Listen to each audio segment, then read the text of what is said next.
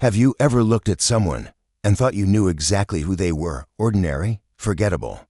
The kind of person you pass every day without a second glance. But sometimes, those are the people hiding the biggest secrets. The people who, in one single moment, can change everything. This is the story of a woman they mocked, they dismissed, they laughed at, until the day she picked up a rifle and silenced an entire base. The shooting range was alive that afternoon. Rifle fire cracked through the air like thunder. Empty shells clattered against the concrete floor. Shouts echoed off the walls. Corrections, orders, jokes. It was the sound of soldiers proving themselves, marksmen competing for pride, men with confidence built on bullets.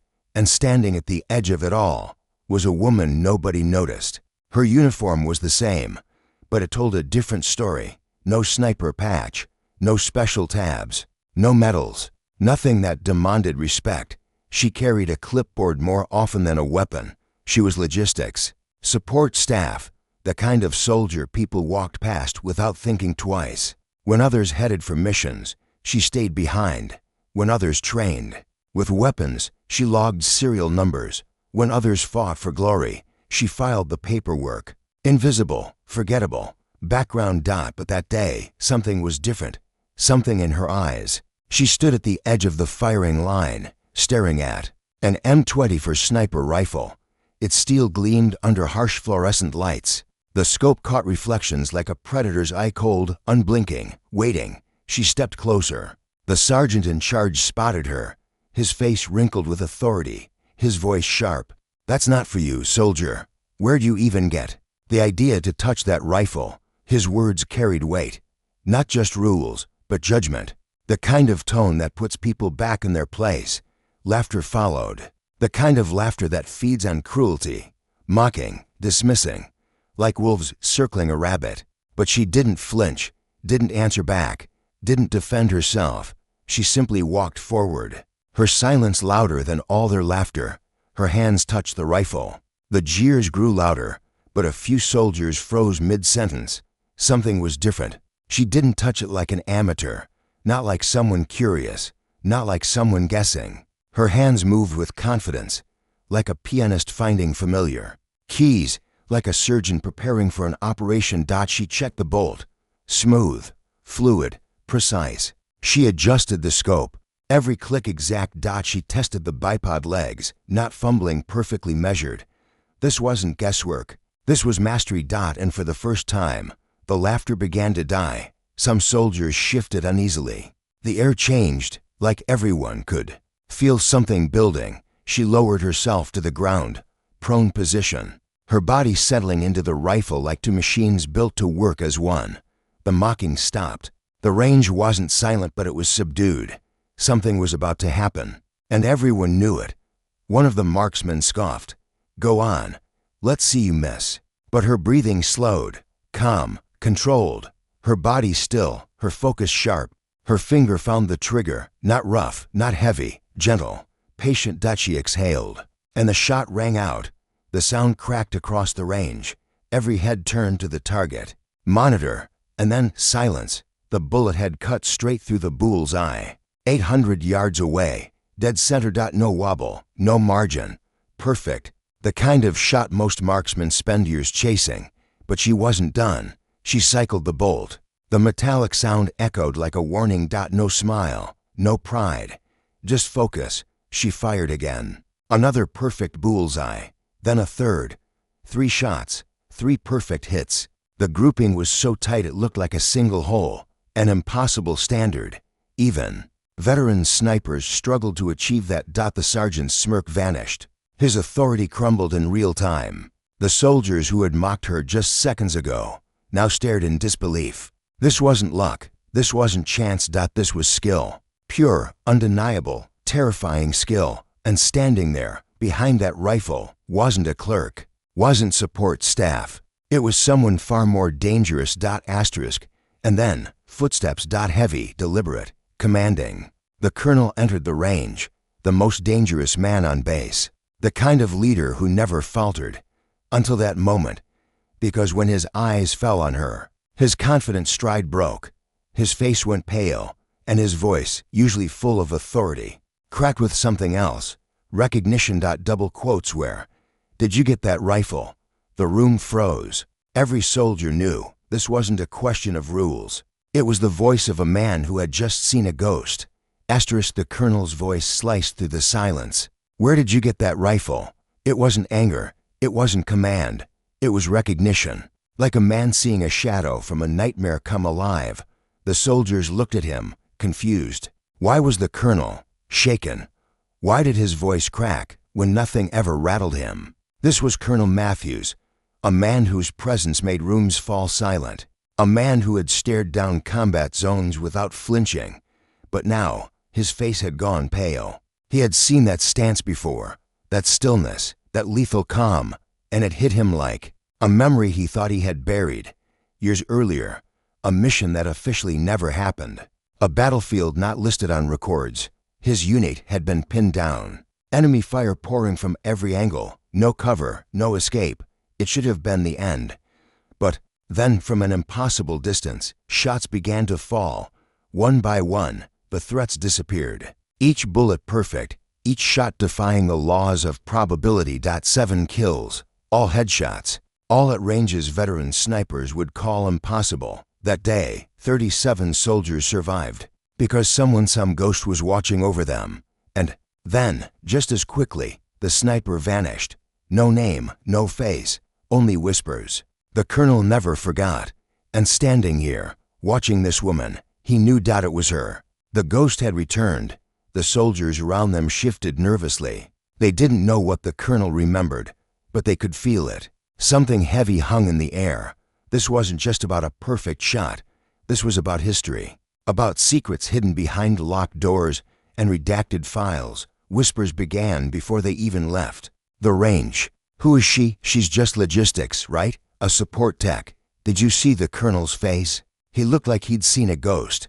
By nightfall, rumors had spread across the base. Like wildfire on dry grass. The woman with the M24. The one who shot cleaner than any sniper on record.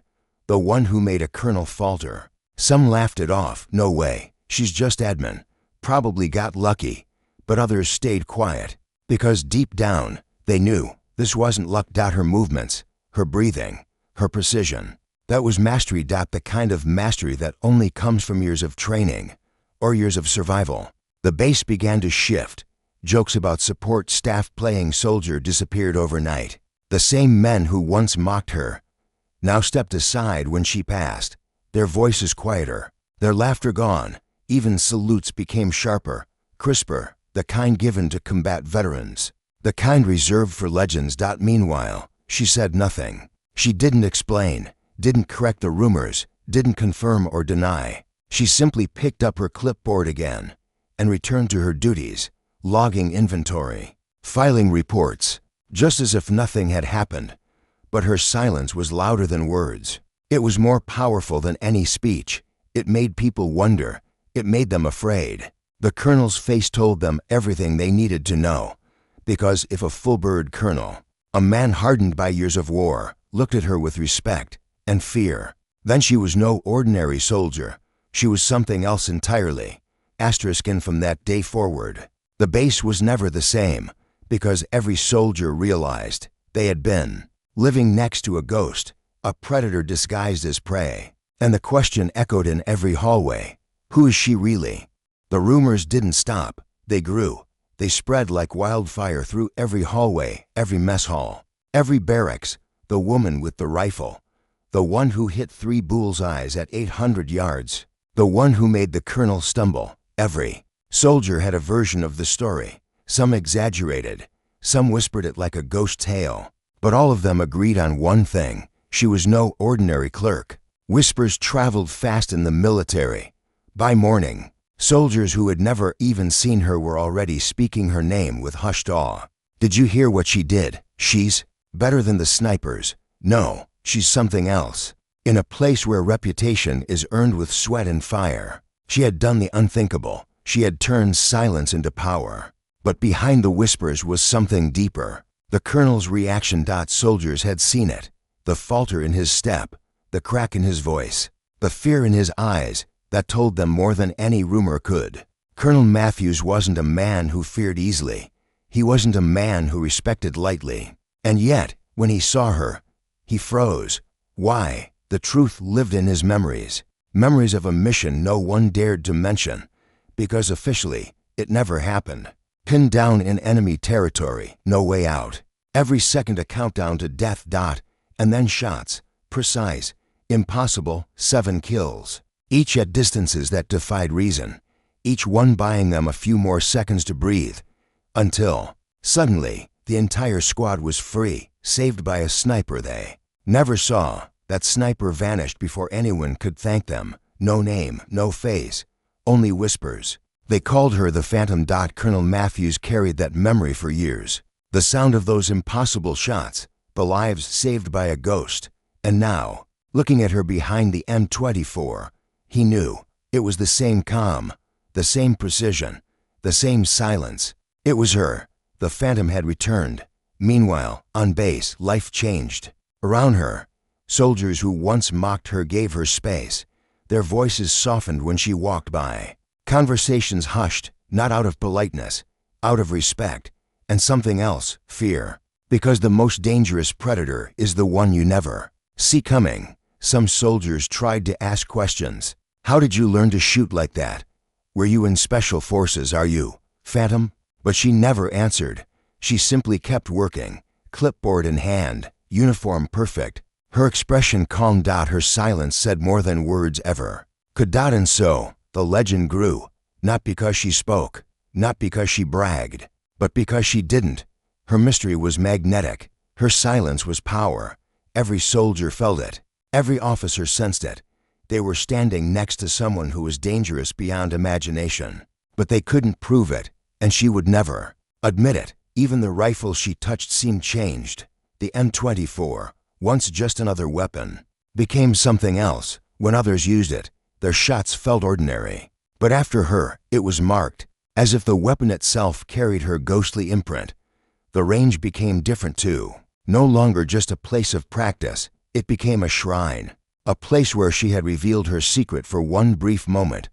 Colonel Matthews never spoke of it openly. He couldn't. The mission was buried under classified files and redacted lines. But his silence confirmed everything. Soldiers watched his face when she passed. They saw the respect in his eyes. They saw the caution in his stance. And they understood. If a colonel showed deference to a support clerk, then she was far more than her records claimed. She was a soldier without a title, a sniper without recognition, a legend without a name. And on that base, in those long corridors, one truth echoed louder than all the whispers. The Phantom was real, and she was standing among them. The base was not the same anymore. The day after the rifle incident, something felt different, like the air itself carried weight, like every hallway remembered what had happened. The woman who once blended into the background could no longer be ignored. In the chow hall, soldiers used to joke when she walked past. Now, conversations fell quiet. Forks froze midair. Eyes followed her, not with mockery, but with curiosity and respect. At the supply room, where soldiers once tossed papers at her desk without looking, they now stood straighter, their voices softer, their words careful, not because of her rank, not because of her uniform, but because of what she had done, what they had seen. She still carried her clipboard, still logged inventory, still checked boxes, filled reports, stacked files. Outwardly, nothing had changed. She didn't walk faster. She didn't demand recognition. She didn't even smile differently. But inside every mind around her, everything had changed. Because now, every soldier knew they had witnessed something impossible. They had seen her lie down behind a rifle like she'd done it 1,000 times. They had seen her hands steady, her breath calm, her aim flawless. They had seen perfection. The kind of perfection that only comes from a past no one dares to ask about.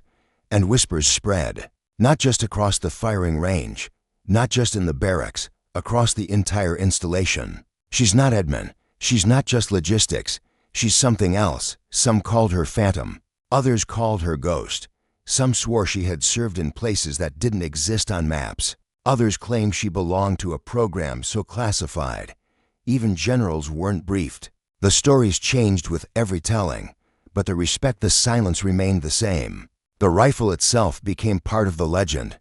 The M24 she had touched felt different in everyone else's hands. Soldiers lined up to use it, but no one could match what she had done. Their shots landed close, but never perfect. Never three in the same hole. It was as if her touch had branded the weapon, as if the rifle itself refused to repeat its magic for anyone else. The firing range became holy ground, the spot where the invisible clerk revealed herself, the place where silence became power. Colonel Matthews said nothing publicly, but he didn't have to. Everyone remembered his face that day, the falter in his step, the fear in his eyes, the way his voice cracked when he said, "Where did you get that rifle?" No colonel reacted that way to a logistics tech, not unless he knew the truth. And though he could never speak it, his silence spoke louder than words. From that day forward, soldiers behaved differently. Salutes became sharper when she passed, not out of obligation, out of instinct, out of respect. The men who once mocked her avoided her gaze. Some nodded with quiet acknowledgement. Others simply stayed out of her way. Because when you realize you've been laughing at a ghost, you stop laughing. And she stayed the same. No boast, no swagger, no need for recognition. She didn't want their fear. She didn't even want their admiration. She wanted silence. She wanted normal, but her silence itself had become legend. In a world where soldiers shouted their achievements, she proved that the strongest respect doesn't come from noise.